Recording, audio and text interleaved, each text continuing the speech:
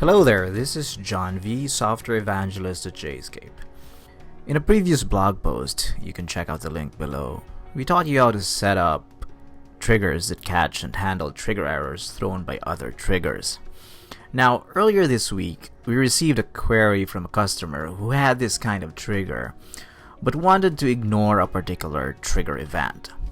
That is, they didn't want their error handling trigger to execute its succeeding action or actions if the error thrown was a certain type of error. Here's one way to do it. We'd like to illustrate this in an example, but if you want to know the answer straight away and just skip the example, here it is in a nutshell. As you probably know by now, Jscape MFT server triggers have one or more trigger actions. It's actually from these trigger actions that most errors originate. Now, when a trigger action fails, a trigger error event is raised. And each of these trigger error events are accompanied by a set of properties, each represented by variables. One of these variables is action message. This variable holds the error message received when executing the trigger action. Note that this is different from the optional trigger error message property. So for example, when the SFTP file download trigger action fails as a result of a missing remote file, which is the file that the action is supposed to download, the action will generate a message that says, server error, invalid path. This message is then stored in the action message variable. So, if you want to ignore all errors thrown by the SFTP file download action caused by missing remote files, you can therefore add a trigger condition in your error handling trigger that ignores this particular action message. And to do that, just add an expression similar to this. The exclamation mark hashtag operator means does not contain. So this trigger will only execute its accompanying trigger actions if the action message of the trigger error event does not contain the string server error invalid path. If the action message contains server error invalid path, then the error will be ignored and the trigger will not execute. If you want to see an example illustrating how this works, please continue watching this video. Alright, I have here a trigger named SFTP Pickup. Let's dive into this trigger. So this trigger downloads a file from an SFTP server. As you can see, the file it's supposed to download is named file.txt and is located in the virtual root path of the account named user1. Let me show you how that file is seen from the file system. Notice that there's no other file in the files directory. So if we run the trigger and check the running domain logs, we should be able to trace the SFTP Pickup trigger's entire trigger execution process from the moment the trigger was queued down to the moment the trigger was completed. We can even see the part where the file.txt was downloaded. Let's now head back into the SFTP Pickup trigger's action parameters and make some changes. Let's change the name file.txt to file1.txt and leave everything as is. Now, because there's no file1.txt in this remote path, we expect, of course, this trigger to fail. So, if we run this trigger again and check the logs, we should see the same trigger execution process. But this time, it already includes a couple of entries indicating an error. As you can see, the SFTP file download action failed and it generated a message that said something like server error invalid path. We'll use that message in a short while. But first, let's go back to the triggers module. Now you might not have noticed it earlier, but I have another trigger named error detector.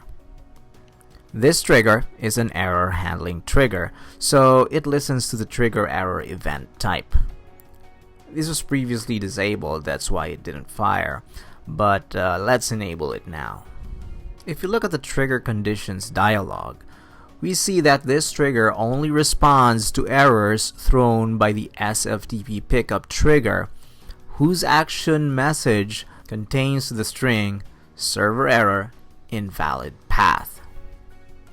Since this is just an example, I just set this trigger to generate the following message on system out. Let's now see this trigger in action. Let's run the SFTP Pickup trigger again. So if we review the logs, we see that 1. The SFTP Pickup trigger was able to run. 2. Its SFTP file download action failed. And then after that, 3. The error detector trigger kicked in. And if we scroll down further, we'll see that because the conditions of the error detector trigger were satisfied, its subsequent trigger action, a system out action, printed the message we specified earlier. In a production environment, the action might be different. It might be an append file action that prints details of the error in a separate error log file, or perhaps a send email action that sends out email alerts to a server administrator. Alright, that's well and good, but this is not the kind of example we came here for. This error handling trigger will listen only to a certain type of error coming from SFTP Pickup and ignore all other errors. What we wanted actually was a trigger that would ignore only a certain type of error. So let's proceed and do that. Let's modify this trigger so that it will instead ignore errors coming from the SFTP Pickup trigger that contain the string server error invalid path in its action message. If this string is found, then the trigger will not execute. Now, there are actually a number of possible errors that can be thrown by the SFTP Pickup trigger's SFTP file download action. But what I can think of right now is when one of the connection settings was misconfigured, in which case the trigger action will be unable to connect and the connection attempt will eventually time out.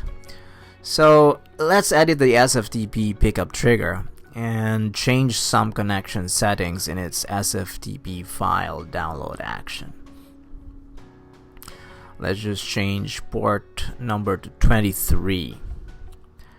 So since the remote SFTP service is listening on port 22, this trigger action will be unable to connect and eventually time out. Okay, if you're testing this out yourself, you might want to reduce this trigger action's timeout value to, say, 5 seconds. That way, you won't have to wait too long for the connection attempt to time out. After saving those changes, we'll now want to modify our error detector trigger. We'll want it to ignore only those errors that contain the string server error invalid path in its action message. To do that, we just change the hashtag or contains operator to the exclamation mark hashtag or not contains operator. So now the trigger condition that you see on the screen now says this trigger should only respond to the trigger errors coming from the trigger SFTP Pickup if their action message does not contain the string server error invalid path. To avoid any confusion in the action message entries in the logs, let's just remove the part that says file1.txt not found. So all that's going to be printed out in the logs is action message, colon, and then the value of the action message variable. So once again, let's fire up the SFTP Pickup trigger. You might want to wait at least 5 seconds before checking the logs to give the trigger actions connection attempt time to timeout. Once those 5 seconds elapse, you can then check the running log. You'll see that both the SFTP Pickup and the error detector triggers have fired. And then once you check the log entries for the error detector trigger, you should see the system out actions action message saying action message : connection refused. So what exactly happened here? Because the action message didn't contain server error invalid path, the error detector trigger simply proceeded to execute its system out trigger action. So what would happen if the action message contained server error invalid path? Let's find out. Let's go back one more time to the SFTP Pickup trigger. And let's change these settings again.